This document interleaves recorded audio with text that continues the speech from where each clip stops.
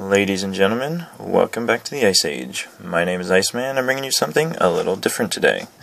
So, as you can see here, I have a 3x3 Rubik's Cube, and I will be showing you guys how to solve it.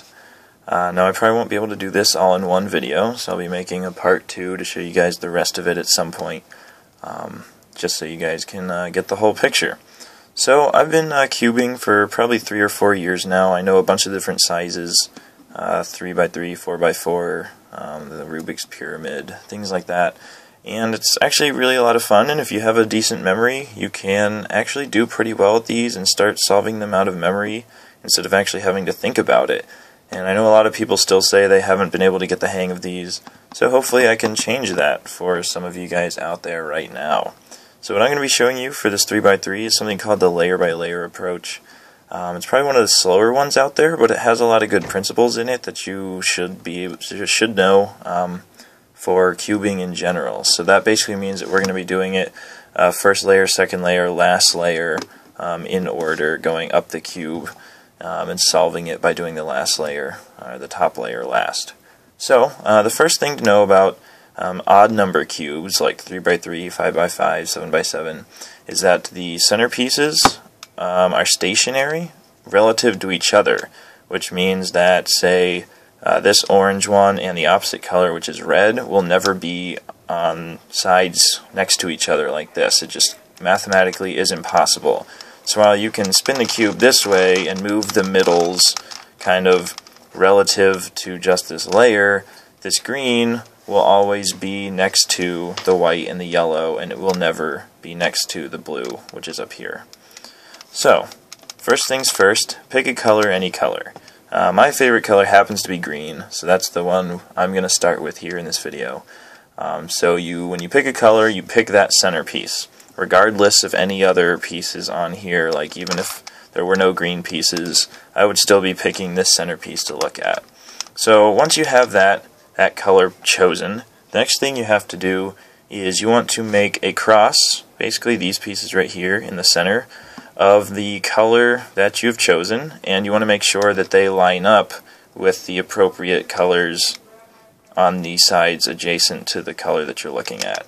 So the first thing you do is make sure you remember which side the color that you've chosen is. So in my case that would be the green one, and you look around on the other sides of the cube for pieces like this green one here. That is one of the middle pieces, not one of the edge pieces.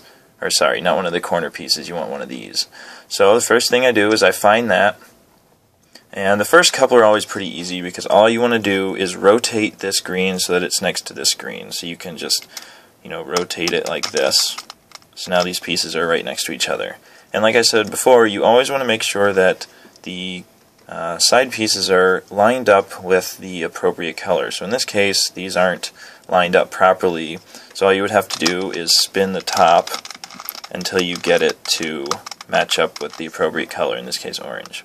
So now I have my green center and a green edge piece lined up with its appropriate side color, as I like to call them. So the process just kind of repeats for any other side pieces of that color you can find. For example, here's another one. This case it's next to red. So one thing that you can do right here that's a really handy trick is you can look up here and see where the piece would end up. And in this case, here's the red piece next to the green. So we know that this piece right here is going to be replaced with this piece right here, which is the green and red one. So you know that the only way to get this green touching this green is to rotate like this. But now if you change this red one right here to be adjacent to this red right here, like by rotating this way, you've messed up that previous orange side piece that you had already set up. So you don't want to do that. But by using this trick where you know that if you rotate it, up like this, like from where it was before, it's next to this green. But what you want to do is you want to actually be replacing this piece, and the easiest way to do that is to rotate the top real quick. So even though you've kind of messed up this orange one that you used to have, it's okay because we'll be fixing it again in a second.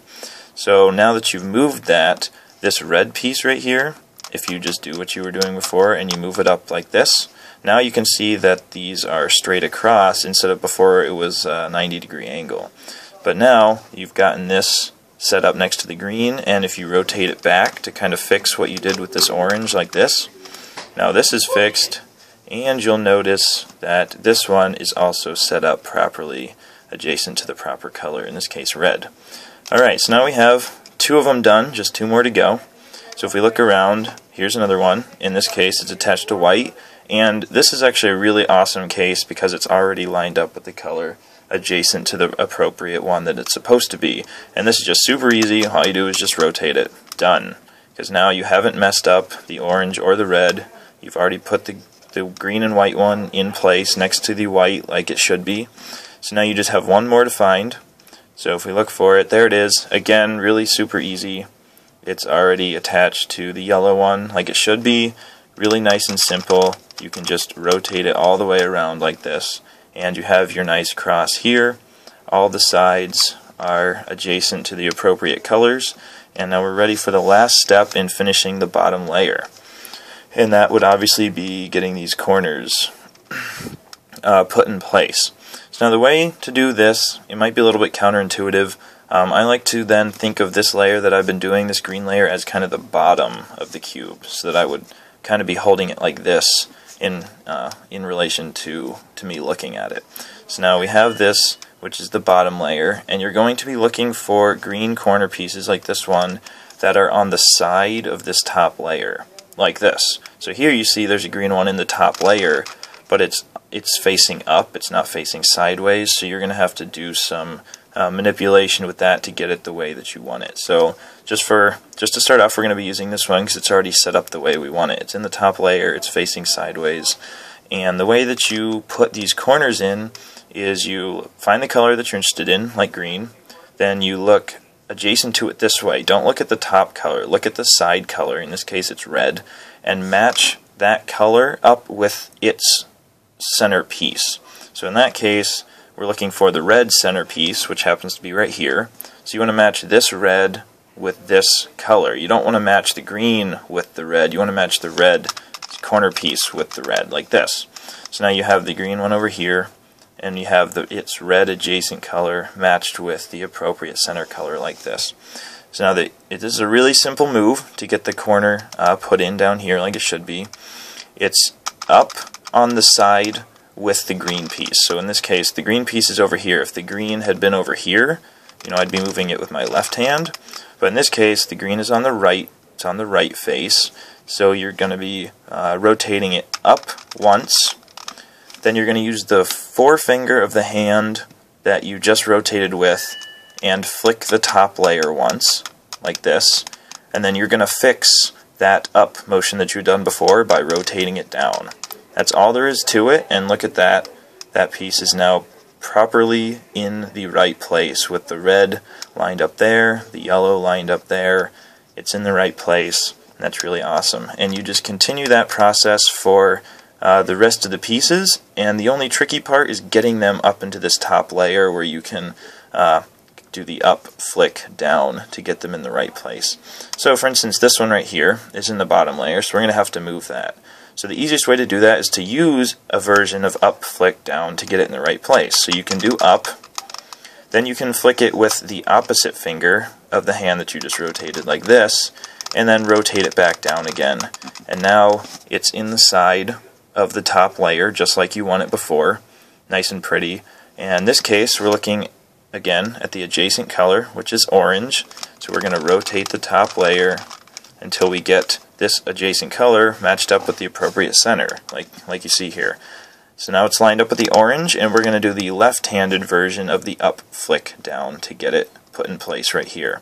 So again, that's up with the hand that the green is on, the face that it's on. So in this case it's left-handed, so up, flick the direction with the forefinger of the hand you just used, this way.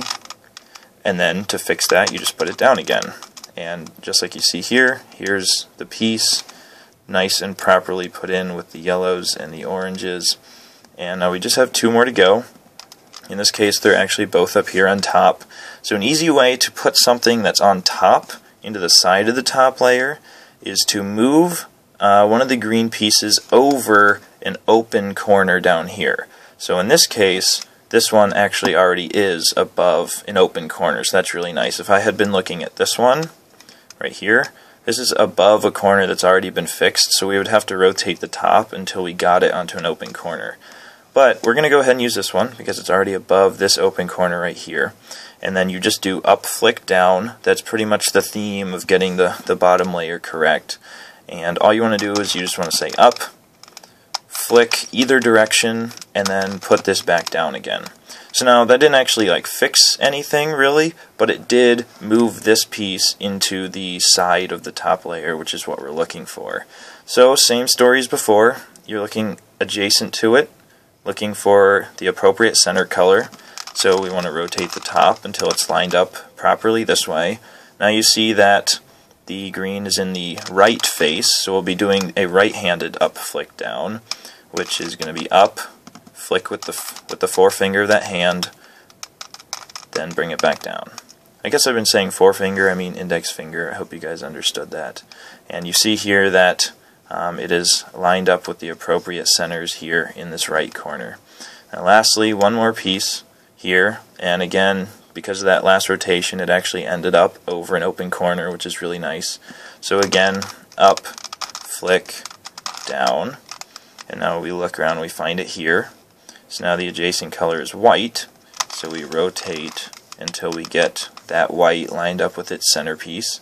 Again, green piece is in the right face, so up, flick, down, and just like that, the entire bottom layer is done. All of the pieces are lined up with the appropriate middle pieces, and I think that's all I really wanted to show you guys for this video. I will put out another part that should be able to get through the rest of the cube. There are some more complicated moves to do there to get the middle layer and the top layer done. But once you guys have a good base like this, once you guys know how the cube works, by doing the bottom layer, it should really be no big problem to understand how the algorithms work to finish the middle layer and the top layer. So until I put up the next one, peace, love, and ice.